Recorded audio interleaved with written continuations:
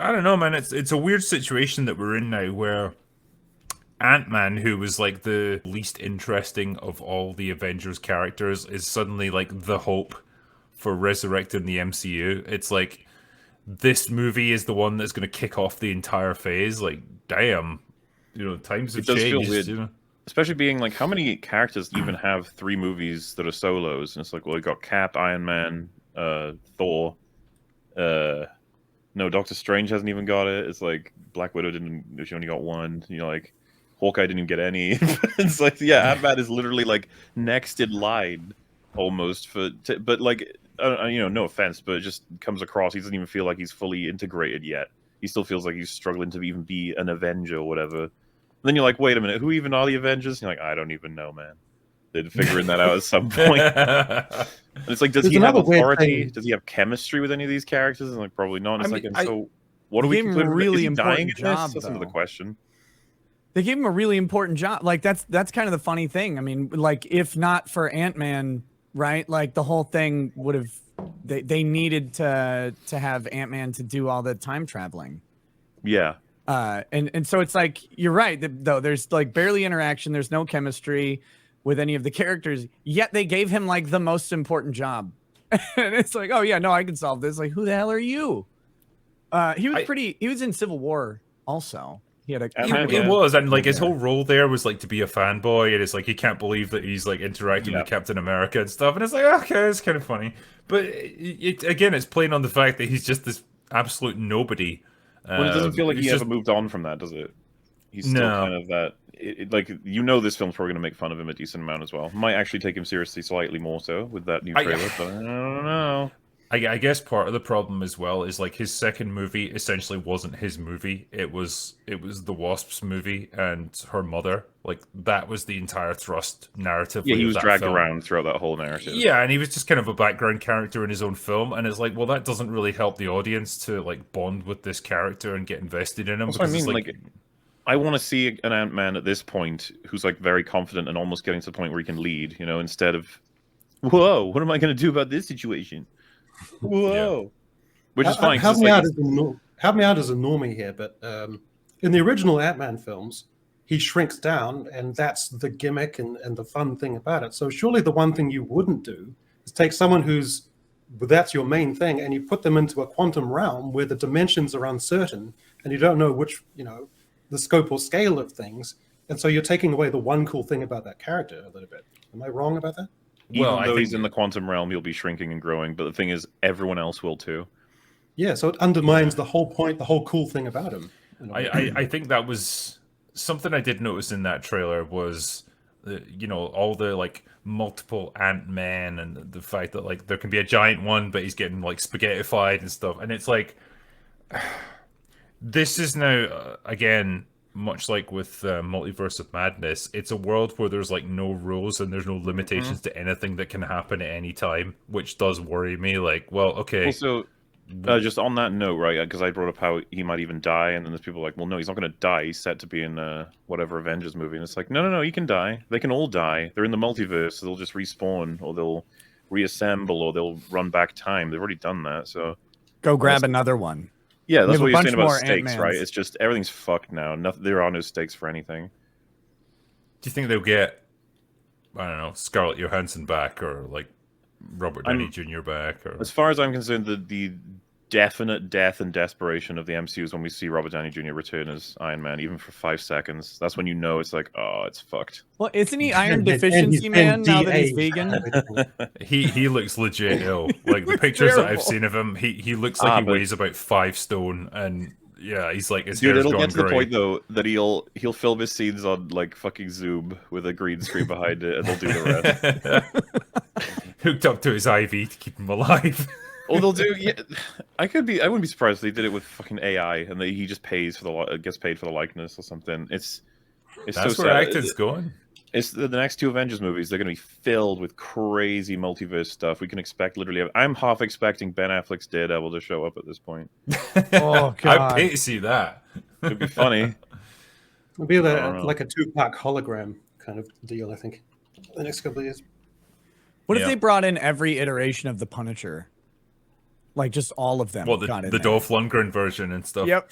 Dolph, and then Ray Stevenson, yeah. Tom Jane. Yeah. Do it. They're all there, and they just I don't know. They just go kill some they go take out the cartels or whatever. They just all have a go do minigun something. each, just shred some kingpin alternate thing. See, this just makes me sad thinking about like the Netflix era of MCU heroes like Daredevil and Punisher, all that sort of thing, and just like, oh god, there's a Daredevil show coming out, isn't there? Yep. It's gonna be good though. It's gonna be fine. No, it's don't worry. not. It's gonna be funny. It's gonna be Marvelized, so that every third line is a joke, and we can just And have they a had laugh. nailed it, man. Like Daredevil was a decent show. Punisher was a decent show. Like these were fun to watch. I don't know They how really they did it. nail it. Yeah. And they're gonna shit it up. It's all Guardians of the Galaxy's fault, I think, personally, because that was like good. They pulled off like the balance of comedy and comic bookiness, in my opinion, really well. And then they like started to try and do that everywhere. And it's like not every movie is Guardians of the Galaxy, and it doesn't have to be. It's okay. We can have dark stuff. Not like DC where everything has to be dark and broody, like an episode of Angel or whatever, listening to emo music in the background. But like sometimes we could do it, and that's what I've liked about so many of the older Marvel movies and or even stuff in the Marvel universe, and not the MCU, but like Logan and stuff like that, and Daredevil and what the hell, Deadpool. Like they could branch out, and even the first Ant-Man, like it's a heist movie within the Marvel universe. Like that's fun. Like set these movie tropes that we understand. Make a film noir. Make an action comedy. Make a buddy comedy. Make a romance movie. I don't care. Like do a romantic comedy or whatever you want to do. But the Marvel universe gives them flexibility. But they're trying to like homogenize every single thing to look like the same damn show or the same damn movie everywhere. I don't get this attitude at all. They made a law one. It was great. Didn't you see it? Yeah. As a lawyer, you must have been blown away by how accurate She-Hulk was. Mahler, I did watch that, and there's one person on Earth I blame for all of the pain that I suffered doing that. The worst news about the fact that there won't be a season 2 is I can't force you to watch it. That was so bad. I think though this skewing towards humor, like it was a slow creeping thing in some ways. Like it was just, hey, like people are responding really well to the occasional glib joke and like witty observation that we put into our scripts. Like let's do more of that. And like that just gets stacked up movie upon movie, TV show upon TV show. And they don't kind of know when to rein it in. But then you also get movies like Ragnarok, which just went full in for the comedy. It's like, we're just going to take this and make it into a farce now. And again, it did pretty well financially. And that convinced them that, hey, like people just want to laugh at these characters. They're just fun. Like we just want to have fun with it and not take anything seriously. And that's why you ended up with Love and Thunder. Ugh. Yeah, because like it really felt like they're never willing to let the audience sit on a sad emotion for any longer than like a few seconds. They're like, ooh, careful. We don't want them coming away from it thinking this was a sad movie. We want this to be It's almost fun. taking on the TV sitcom idea of something like The Big Bang Theory, where every 20 seconds it's got to be some little laugh line that goes. It's kind of almost taking those contours. Yeah. So all these jokes have the contours of jokes, but without actually being all that funny.